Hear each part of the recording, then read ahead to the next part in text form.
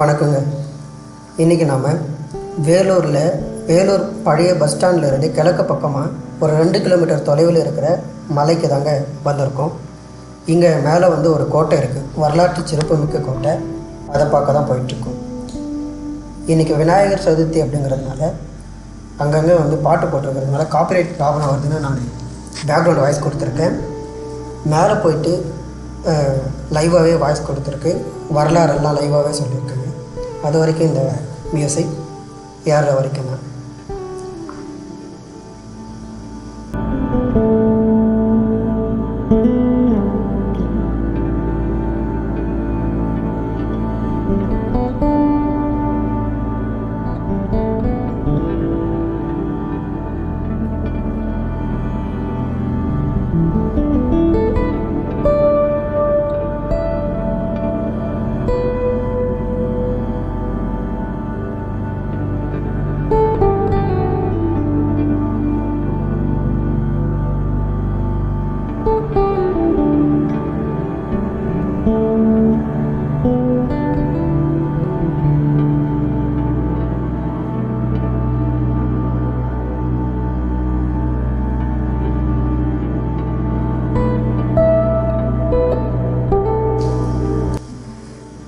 இந்த மலைக்கு நாமமலைன்னு பேருங்க.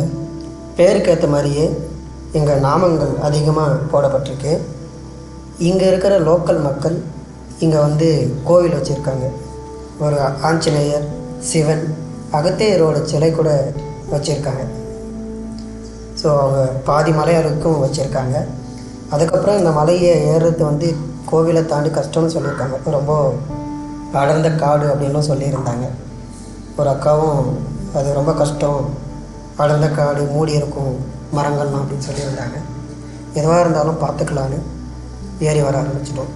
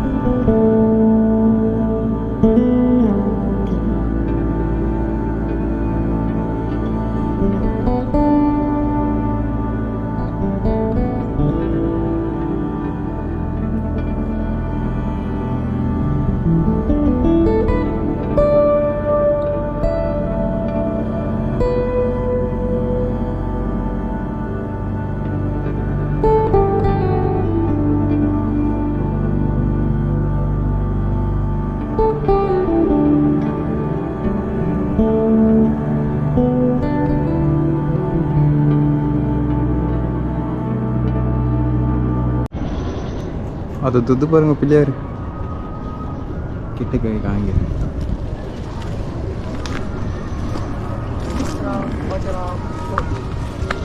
இதுதான் என்ட்ரன்ஸ்.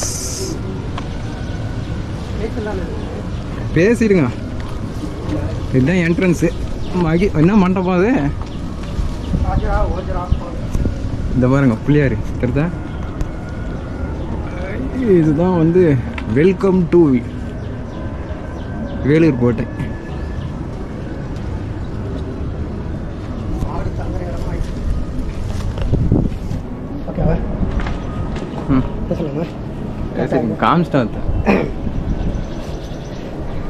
வணக்கங்க. இப்போ நம்ம வேலூரில் கிழக்கு பக்கத்தில் இருக்கிற வேலூர் கோட்டையிலேருந்து ஒரு 2 கிலோமீட்டர் தூரத்தில் வந்தீங்கன்னா கிழக்கு பக்கத்தில் ஒரு மலை இருக்குது. நாம மலைன்னு பேர். இந்த மலையில் ஒரு கோட்டை இருக்குது. இந்த கோட்டையை பார்க்க தான் வந்திருக்கோம். கீழே நீங்கள் பார்த்துருப்பீங்க. அதெல்லாம் நான் மியூட்டில் பேக்ரவுண்ட் வாய்ஸ் கொடுத்துருப்பேன். வெறும் பாட்டு சவுண்டாக இருக்கிறதுனால காப்பிரைட் ப்ராப்ளம்ட்டு. ஸோ இந்த கோட்டையோட என்ட்ரன்ஸ் இது தான். இந்த என்ட்ரன்ஸுக்குள்ளே தாண்டி போல் இந்த கோட்டையோட வரலாறு என்ன அப்படிங்கிறதெல்லாம் நம்ம அடுத்தடுத்து பார்ப்போம். இந்த பக்கம் பார்த்தீங்கன்னா ஒரு விநாயகர் சிலை இருக்கும். தெரியுதா? கிட்ட போகிறது தெரியுது. அப்படியே காமிச்சேன். இவங்க தான் பண்ணியிருப்பாங்கன்னு நினைக்கிறேன். பாருங்கள், இந்த கோட்டையோட என்ட்ரன்ஸ்லேயே விநாயகர் சிலைக்கு பக்கத்துலேயே விநாயகர் உருவம் இருக்குது. அது பக்கத்துலேயே வந்துட்டிங்கன்னா ஒரு மீன் உருவம். அந்த மீன் உருவம் இது விநாயகர் உருவம். அப்படியே அங்கே பார்த்தீங்கன்னா ஒரு மீனோட உருவம் இருக்குது. இது ஒரு பாண்டியர்களுடைய கோட்டையாக இருந்திருக்கிறதுக்கான வாய்ப்பு இருக்கா அப்படின்னு தெரியல. ஏன்னா இந்த கோட்டை வந்து சத்ரபதி சிவாஜி அவர்களால் கட்டப்பட்டது அப்படின்னு வரலாற்றில் சொல்லியிருந்தாலும் அதுக்கு முன்னாடி இருந்து இந்த கோட்டை இருந்ததுக்கான சில அடையாளங்கள் நிறைய இருக்குங்க. சொல்லப்போனால் தமிழர்களுடைய அறிவியல் வரலாறு எல்லாமே இதில் இந்த கோட்டையில் இருக்குது. நம்ம இதுக்கு முன்னாடி 2-3 கோட்டை பார்த்தோம். அதில் கூட அந்த அளவுக்கு கண்டுபிடிக்க முடியல. இதில் சில அடையாளம் இருக்குது. உள்ளே வந்தீங்கன்னா 2 மண்டபம் இருக்குது. இந்த பக்கம் ஒன்று, இந்த பக்கம் ஒன்று. அப்படியே டாப்பில் பாருங்கள், மேலே பார்த்தீங்கன்னா ஒரு பாம்பு, அரை நிலா தெரியுதா? மேலே இருக்கு. ஸோ ஒரு பாம்பு இருக்குது. அங்கே வந்து பார்த்தீங்கன்னா ஒரு கால் வட்டம், அரை வட்டம் கூட இல்லை, கால் வட்டம் இருக்குது. அதை தாண்டி அடுத்த ஸ்டேஜுக்கு வாங்க. இங்கே ஒன்று இருக்குது. முழுசாக தெரிஞ்சா அரை வட்டம் இருக்குது. அங்கே ஒரு பாம்பு இருக்குது. அப்படியே வந்து அடுத்த ஸ்டேஜுக்கு அது பக்கத்துலேயே பார்த்தீங்கன்னா முழு வட்டம் ஒரு பாம்பு இருக்குது. இது எதை குறிக்குது அப்படின்னா நிலா, அதாவது தேய்பிரையிலிருந்து வடப்பிரையை நோக்கி வர அந்த நிலா வந்து நம்ம ஒரு கதை சொல்லியிருப்போம் இல்லையா? பாம்பு வந்து விழுங்கிடுச்சு, அமாவாசை பாம்பு விழுங்கி விட்டுச்சு அப்படின்னு சொல்லக்கூடிய அந்த தேய்பிரை வடப்பிரையாக இருக்கலாம். அப்படி இல்லைன்னா கிரகணங்களை பற்றி சொல்லக்கூடியதாக இருக்கலாம். கிரகணத்தை தான் நம்ம பாம்பு விழுங்கிடுச்சு அப்படிம்போம். ஸோ சூரிய கிரகணம் இல்லை சந்திர கிரகணத்தை மெயின் பண்ணுற மாதிரி இந்த சிம்பிள் வந்து இருக்குங்க. இது தமிழர்கள் முன்னாடியே கண்டுபிடிச்ச வரலாற்று விஷயத்தை இந்த இது வந்து செதுக்கி வச்சுருக்காங்க. இது நிச்சயமாக தமிழர்கள் உருவாக்கின கோட்டையாக இருக்கும். அதுக்கப்புறம் தான் வந்தவங்க அதுக்கடுத்து மேம்படுத்தி இந்த இடத்த ஆட்சி செஞ்சுருக்கலாம். இதுலேயே வந்து தமிழர்களுடையது தான் அப்படின்னு சொல்கிற அளவுக்கு நிறைய வரலாற்று விஷயங்கள் இருக்குது. இங்கே பார்த்தீங்கன்னா சிவனுடைய லிங்கம் இருக்குது.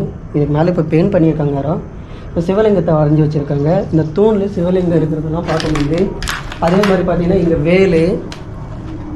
வேலோட வடிவம் இருக்குது. வேலோட வடிவம் நிறைய இருக்காங்க. இந்த பக்கமாக பார்த்தீங்கன்னா சிவலிங்கம் இருக்குது. அப்படியே போனீங்கன்னா இந்த பக்கத்தில் இதுவும் ஒரு வடிவம் தான். ஆனால் ஏதோ ஒரு கும்பத்து மேலே ஒரு பானைக்கு மேலே ஒரு சிவலிங்கம் வச்ச மாதிரி ஒரு வடிவம் இருக்குது. நிறைய இடத்துல இந்த வட்டத்தை பார்க்க முடியும். இந்த முழு பிறை, முழு நிலவா, முழு சூரியனா, கிரகணத்தப்போ முழுசாக வந்ததா, இதுக்கான சரியான வரலாறு தெரியாமல் இதை நம்ம சொல்ல முடியல. இந்த பக்கமாக ஒரு வட்டம் இருக்குது. இங்கேயும் வந்து வேல் இருக்குது. ஸோ அப்படியே உள்ளே வந்தவொடனே திரும்பி பார்த்தோம்னா அது நம்ம நுழைவாயில் உள்ளேருந்து வெளியே வரோம். இந்த பக்கம் திரும்பி பார்க்கும்போது கோட்டையோட அமைப்பு. இதுக்கு மேலே வந்து அதுக்கப்புறம் வந்தவங்க கட்டப்பட்டிருக்கலாம். சிவாஜி அவர்களால் கட்டப்பட்டதாக இருந்திருக்கலாம். இதுக்கு மேலே மரம் வளர்ந்துச்சு. இது ஃபுல்லாக கீழே இருக்கிற இந்த கல்கோட்டை மட்டும் நிச்சயமாக இது தமிழர்களுடைய கலாச்சாரம், தமிழர்கள் கட்டந்து தான். சில பேர் வந்து வேலூர் கோட்டையை கட்டப்பட்ட இந்த நாயக்கர் மன்னர்களால் கட்டப்பட்டிருக்கலாம் அப்படின்னு கூட சொல்லியிருக்காங்க. ஆனால் அவங்களுக்கு கூட இந்த அளவுக்கு வந்து தமிழர்களுடைய முழு வரலாறு தெரிஞ்சு கட்டியிருப்பாங்களான்னு தெரியல. ஸோ எல்லாமே இருக்குது. அங்கே கூட ஒரு பெரிய வேல் தெரியுது, இங்கிருந்து பார்க்கணும். இது தெரியுது. ஓகே ஓகே, கோட்டை என்ட்ரன்ஸை பார்த்துட்டோம். உள்ளே இன்னும் என்னென்ன இருக்குது, என்ன அடையாளம் இருக்குதுன்னு பார்ப்போம். அடர்ந்த காடு தான் இது, ஃபுல்லாக கோட்டை இருந்த பகுதி தான் நினைக்கிறேன். ஆனால் மொத்தம் மூடிடுச்சு. சின்ன ஒத்தையடி பாதை, அதுவும் மூடி போன இடமா இருக்குது. பார்க்கலாம் வாங்க. நமக்கு எதுவும் இல்லாமல் இருந்தாலும் இல்லை. ஐயோ இப்படி இதே இல்லை சேர்தான் இதுதான் போனோம் அந்த பையன்.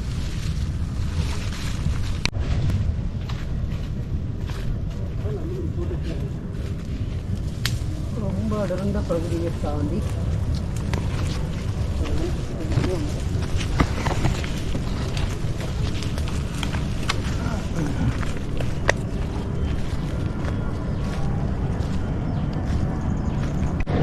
ஓகேங்க, அது என்ட்ரன்ஸு. அந்த செவரு பார்த்தா தெரியும். அந்த என்ட்ரன்ஸை ஒட்டி இந்த பக்கம் பார்த்தீங்கன்னா ஃபுல்லாக வந்து உள்ள கோட்டை பகுதி தான் நினைக்கிறேன். ஆனால் எல்லாமே அடர்ந்த காடு. நம்ம கோட்டை செவரு மேலேயே வந்து நடந்து போகலாம். எங்கெங்கே என்னென்ன இருக்குதுன்னு பார்ப்போம். இந்த பக்கம் பார்த்தீங்கன்னா இந்த கோட்டையோட செவரு சுற்றி மதில் செவரு, அது மேலே தான் நம்ம நடந்து போக போகிறோம். போயிட்டு அதுக்கப்புறம் அங்கே எங்கெங்கே என்ன இருக்குது அப்படிங்கிறத செக் பண்ணி பார்ப்போம்.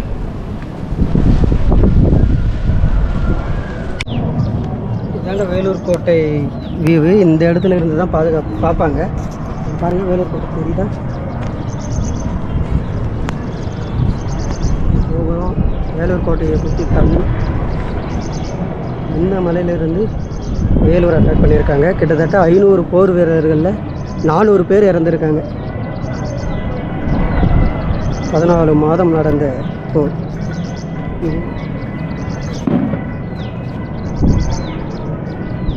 இதுக்கு மேலே நின்று கண்காணிப்பாங்கன்னு நினைக்கிறேன். நிற்கிறதுக்காக தான் போட்டிருக்காங்க. இந்த பக்கம் சிஎம்சி, இது இந்த பக்கம் பார்த்தீங்கன்னா நேராக வடக்கு பக்கம் காட்பாடி, அப்படியே சித்தூர் ரயில். இது வந்து மேற்கு பக்கம் கோட்டை பகுதி. அப்படியே இந்த மேற்கு பக்கத்தில் தென் பக்கம் பார்த்தீங்கன்னா தென்மேற்கு சைடு. இது வந்து ஜவ்வாது மலை. ஸோ இந்த பக்கம் தெற்கு திசை திருவண்ணாமலை சைடு அப்படியே இதுவாகுது. அப்படியே கிழக்கு பக்கம் மலை தொடர்ச்சியும் போகுது. ஸோ வேலூரை சுற்றி ஒரு 360 வியூவில் ஒரு பக்கம் முழுசாக பார்க்க முடியாது. ஸோ வேலூரோட ஒரு 3 பக்கம் கிழக்கு திசையை மட்டும் பார்க்க முடியல. ஒரு பக்கத்தில் கிழக்கு திசை போயிட்டு அந்த மேற்கு திசை மாட்டேங்குது. மீதி எல்லா திசையும் பார்க்கலாம். அந்த பக்கம் நீளமாக தெரியுது பாருங்கள், அது ஃபுல்லாக பாலாறு. விருதம்பட்டு பாலம், புது பஸ் ஸ்டாண்ட்லேருந்து விருதம்பட்டு காட்பாடிக்கு போகிற பாலம் அது இருக்குது. பாலாறு தண்ணி இல்லை, ஆனால் ஏரி அமைப்பு 2 இருக்குது. ஸோ வேலூர் சிட்டியை நல்லாவே பார்க்க முடியுது மேலே வந்தால். பெருது பாருங்கள், அதுதான் வந்து ஷாஜராவ் ஓஜராவ் கோட்டையோட சரியாக தெரியல எது ஷாஜரா எது ஓஜரானு.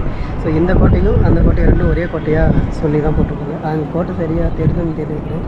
அங்கே நல்லா பில்டிங்கெல்லாம் இருக்குது. அங்கே தான் போக கூட அதை திருத்தனா அது ஒன்று திருது.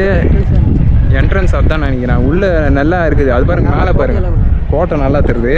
அதுக்கு மேலே கூட ஏதோ அது பாருங்க, அந்த செடி கூட நல்லா இருக்குது.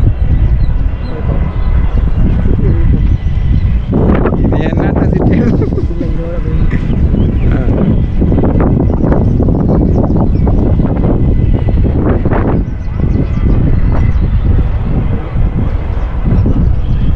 எங்க பக்கத்தில் போயிட்டுனா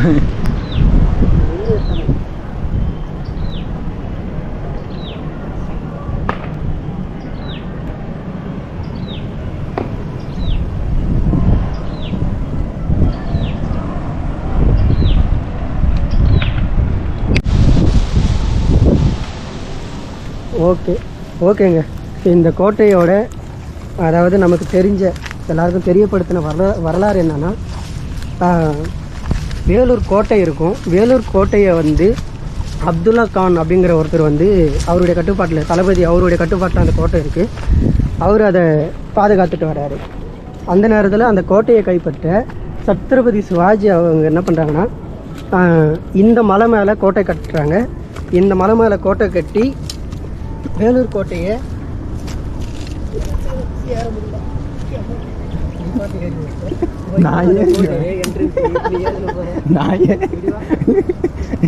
ஸோ வேலூர் கோட்டையை கைப்பற்ற சத்ரபதி சிவாஜி அவர்கள் என்ன பண்ணுறாங்கன்னா இந்த மலை மேலே கோட்டையை அமைச்சு இங்கிருந்து பெரும் படையை திரட்டி வேலூர் கோட்டையை தாக்குறாங்க.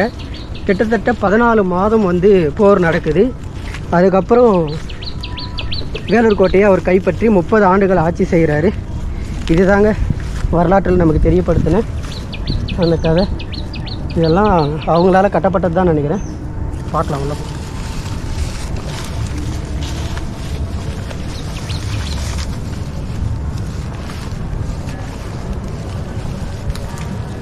இது ஒரு சின்ன பில்டிங்காக இருக்குது. எதுக்காக கட்டப்பட்டதுன்னு தெரியல.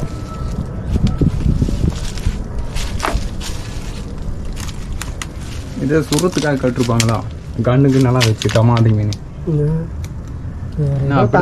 தங்க இருக்கிறதுக்கான இடமா இல்லை வேறு எதுனா இருக்கான். ஜன்னல் வச்சுருக்காங்க. 2 நுழைவு வாயில் இருக்குது. அந்த பக்கம்னா பாதுகாப்பு இருக்கிற மாதிரி சின்னதாக அழகாக கட்டியிருக்காங்க. இதேனா ஒரு வித்தியாசமாக இருக்குது, சமாதி மாதிரி. எந்த பக்கம் என்ட்ரன்ஸு எத்தனை தெரியல. ஒரு கோவில்னு நினைக்கிறேன். கோவிலா இது? ஆமாம். அதனால தான் கிழக்கு பக்கம் வாசப்படி வச்சுக்கிறாங்க. ஓ ஆமாம். இது ஏதோ சாமிக்குது ஒரு கோவில் மாதிரி வச்சுருக்காங்க. கிழக்கு பக்கம் வாசப்படி வச்சுருக்காங்க. சாமியெல்லாம் எதுவும் இல்லை. ஏதோ புதையல் இதில் அப்படி கொடுத்தா இடத்துல இந்த பக்கம் ஜன்னல் வச்சுருக்காங்க. 2 பக்கம் இருக்குது. இந்த பக்கம் ஏதோ உடஞ்சிருக்கு சின்னது.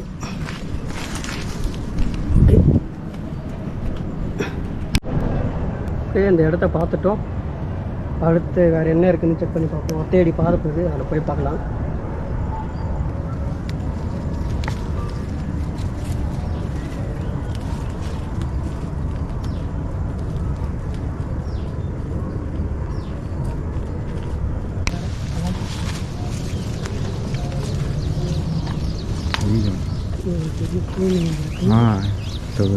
இங்கே இதுதான் கோவிலாக இருக்குன்னு நினைக்கிறேன். அந்த கோவிலுக்கான அமைப்பெல்லாம் கட்டிக்கிறாங்க. ஆமாம், இதுதான் கோயில். அது வழுக்கு வச்சுக்கிறாங்க. வழுக்கு இது ஒரு ரூம் மாதிரி இருக்குது.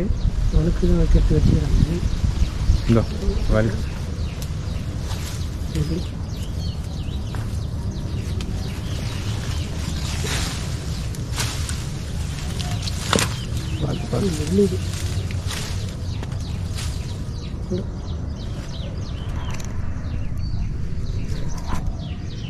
இது ஒரு என்ன சீன் ஆஃப் ஆயிடுச்சு. பேட்டரி காலி.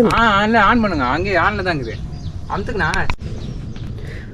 ஓகே, இங்கே ஒரு சின்ன பில்டிங் இருக்குது. இது ஏதோ கோவிலுக்காக தான் கட்டப்பட்டிருப்பாங்கன்னு நினைக்கிறேன். முன்னாடி ஒரு சின்ன ஹால் மாதிரி, அதுக்கப்புறம் ஒரு சின்ன ரூம். உள்ளேயும் வந்து ரொம்ப குட்டியாக இருக்குது. ஆனால் மேலே ஓப்பனில் இருக்குது. மேலே மூடி இருக்கலாம். இந்த கல் தான் அங்கே விழுந்திருக்குன்னு நினைக்கிறேன். மேலே இங்கே ஒரு கல் வச்சுருந்துருக்காங்க. அந்த கல் இப்போ கீழே விழுந்துருக்கு. இது ஒரு கோவிலாக இருக்கிறதுக்கான அடையாளம்னு பார்த்தோன்னா இது மாதிரிலாம் இருக்குது. இந்த அமைப்பு வந்து கோவிலோட அமைப்பு தான் இப்படி இருக்கும். கோயில் தான் இது. ஏன்னா தலைமுடியெல்லாம் வச்சுக்கிறாங்க. தலைமுடி இல்லைண்ணா அது. ஓகேங்க, அப்படியே கொஞ்சம் தூரம் வந்தோடனே இங்கே பார்த்தீங்கன்னா பெரிய பள்ளம். இது வந்து செவரு இருக்குது. இங்கே பெரிய பள்ளம். இது வந்து தண்ணிக்கு தேவைக்காக அமைக்கப்பட்ட குளமாக இருக்கும். அங்கேயும் வந்து ஒரு கட்டிடம் இருக்குது. தெரியுதா பாருங்கள். அங்கே போயும் பார்ப்போம். வழி போகணும்னு நினைக்கிறேன். வாங்க பார்க்கலாம்.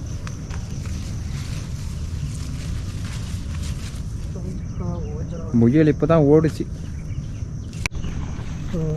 37க்கு போயிடுச்சா? இங்கே பாருங்கள் எவ்வளோ பெரிய பள்ளம். குளம் தான் சுற்றி. அங்கெல்லாம் சவுர் கட்டிக்கிறாங்க குளத்துக்காக. நல்லாவே தெரியுது. செட்டப்பாகாத ரொம்ப பள்ளத்தில்.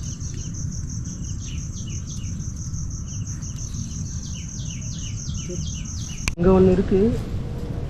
இது வேணும் தடுப்பு சவரம் தான் நினைக்கிறேன். பில்டிங் மாதிரி இல்லை. ஆனால் இது ஏதோ வாசப்படி மாதிரி இருக்குது. இது நேராக போகுது. தடுப்பு சவர் தான் நினைக்கிறேன். தடுப்பு சவர் தான் அது.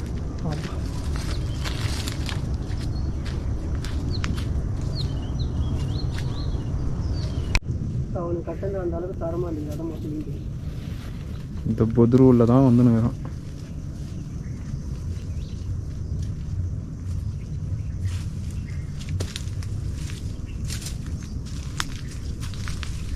பிரண்டையா போகலாமா? ஓகேங்க. அப்படியே ரொம்ப தூரம் வந்தோம். ரொம்ப மூடிட்டுருக்கு வழி. காட்டுக்குள்ளே நடந்து வந்தால் இங்கே ஒரு பில்டிங் இருக்குது. அதுவும் கோவில் மாதிரி தான் தெரியுது அமைப்பு. போய் பார்ப்போம்.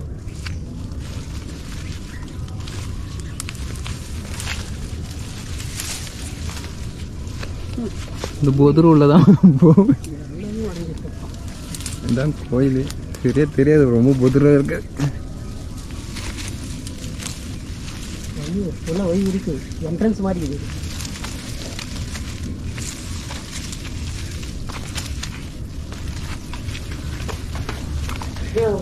சாமி எல்லாத்தையும் உடச்சு வச்ச மாதிரி இருக்குது.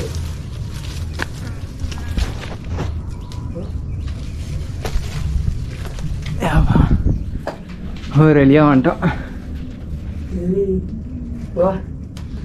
அது ஆப்போசிட்டில் இருக்கிற கோட்டை சாஜரா ஓஜரா கோட்டைன்னு பேருங்க. இதில் எது சாஜரா எது ஓஜரான்னு தெரியல. ஆப்போசிட்லேயே ஒன்று இருக்குது. அங்கே ஒரு கோட்டை இருக்குது. அந்த கோட்டைக்கும் நம்ம போவோம். அடுத்தது இதெல்லாம் உடைய மாதிரி தான் இருக்குது. இல்லை இது ஃபுல்லாக எங்கேயுமே தூணே இல்லை. அப்படியே இது மாதிரி கட்டியிருக்காங்க. பீமே போடாமல் கட்டிக்கிறாங்க. இது வந்து ரெண்டு பக்கமும் என்ட்ரன்ஸ் மாதிரி கட்டிக்கிறாங்க பாருங்க. இந்த பக்கம் இங்கேயும் வந்து ஒரு ஜன்னல். கரெக்டாக அதை கண்காணிக்கலாம் போல். ராஜா ராணி கோட்டைன்னு சொல்லுவாங்க. ஒருவேளை அந்த கோட்டையிலிருந்து இந்த கோட்டையில் கனெக்ஷன் இருக்கும். எங்கே அந்த பூச்சி ஒரு மாதிரி வித்தியாசமாக இருக்குது. அந்த வேலை தேனியாக இருக்கும். தேனி கிடையாது, ஏதோ கொசு. சீக்கிரம் அதான் ஆன் பண்ணி எடுத்து வர வேறு நடந்த காடு. காட்டுக்குள்ளே வழி தெரியாமல் நடந்து வரும். இங்கே ஒரு விதமான பூச்சிங்க கூண்டு கட்டி பறந்துட்டுருக்கு. கடிக்காது, அது ரொம்ப குட்டியாகுது. கொசுவோட குட்டியாகுது. வா வந்துருச்சு. இல்லை சில வகையில் கொசு தேனுன்னு சொல்லுவாங்க. அந்த தேனி கூட இந்த மாதிரி குட்டியாக இருக்கும். அந்த சவுண்டு கேட்ட உடனே தேனியோன்னு பயந்துட்டு. இப்போ பாருங்கள், அடர்ந்த காட்டுக்குள்ளே வந்துட்டு இருக்கோம். இங்கே ஒரு சீத்தா மரம் இருக்குது. இதுதான் சீத்தா மரம். இது கீழே காய் விழுந்து பழமான்னு தெரியல, பார்ப்போம். அதுவாக விழுந்துருக்கு காய்.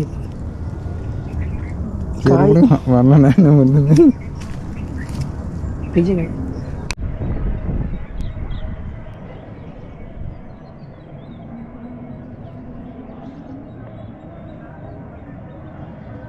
ஃபுல்லாக வேலூர் வைத்தான். எவ்வளோ பெருசாக இருக்கு.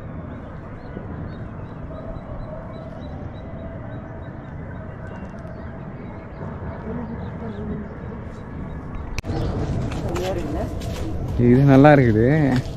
நம்மளுக்கு வை காமிக்கிறதுக்காக இந்த ரிப்பனை யாரோ கட்டி வச்சு உண்மையிலே அவங்கள பாராட்டணும். அது இல்லைன்னா வந்திருக்க முடியாது. இந்த ரிப்பனை கட்டி வச்சுருக்காங்க. ஆனால் நல்ல விஷயம். ஆனால் காரில் ஒன்றும் தெரியல. ஆனால் இந்த ரிப்பன் கட்டின வச்சு நம்ம அங்கேயும் இங்கேயும் வளர்த்தாமல் கரெக்டாக அந்த ரிப்பன் இருக்குதுப்பா இதுதான் வையின்னு சொல்லிட்டு அதுலேயே நடந்து போயின்னு இருக்கோம். அதனால தெரியுது. அது பாருங்கள், தெரியுதா ரிப்பனு காமிக்கிறேருங்க. இந்த ரிப்பனை கட்டின வச்சு அங்கங்கே கரெக்டாக வந்துனுக்கிறோம். எந்த பக்கம் இருக்குன்னே தெரியுது.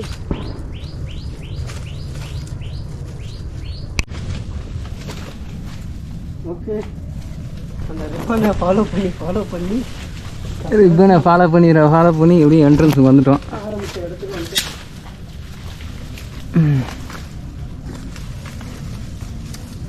கோட்டையை ஒரு சுற்றியாச்சு.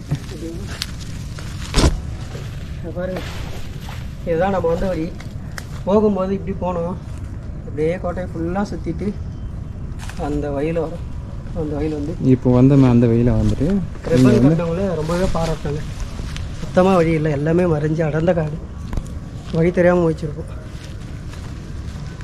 ஓகே, இந்த கோட்டையை பார்த்துருப்பீங்க. இது சாஜரா ஓஜராவோட எது சாஜரா எது ஓஜரான்னு தெரியல. இந்த கோட்டைக்கு வந்து சாஜரா ஓஜரான்னு பேர். லோக்கல் மக்கள் வந்து ராஜா ராணி கோட்டை அப்படின்னு கூப்பிட்றாங்க. இதுவும் அதுக்கு பின்னாடியே வந்து ஒரு கோட்டை இருக்குது. அது வந்து அடுத்தது பார்ப்போம். அந்த கோட்டையும் எந்த அமைப்பில் இருக்குதுன்னு. இது ரெண்டுமே வந்து சிவாஜி அவர் கட்டப்பட்ட கோட்டைன்னு தான் சொல்கிறாங்க. ஆனால் இது வந்து இதில் இருக்கிற அடையாளங்கள் எல்லாமே நம்ம தமிழர்கள் யாரோ கட்டின கோட்டை தான் அப்படிங்கிறது நல்லாவே தெரியுது. அங்கே மீன் சின்னம் இருக்கிறதுனால அது பாண்டியர்களுடைய கோட்டையாக இருக்கிறதுக்கான வாய்ப்பும் இருக்குது. ஓகேங்க, அடுத்த வீடியோவில் பார்ப்போம்.